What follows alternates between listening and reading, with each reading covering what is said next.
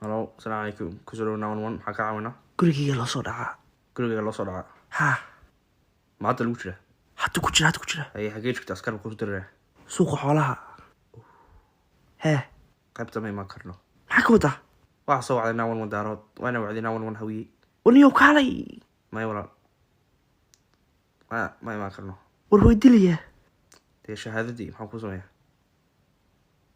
Adiga ma ogaatay dadkaaga lambarradooda ma ogaatay aniga maxaan ugu soo wacsaa? Niyow hawiyihii fiicnaa baa ahaa.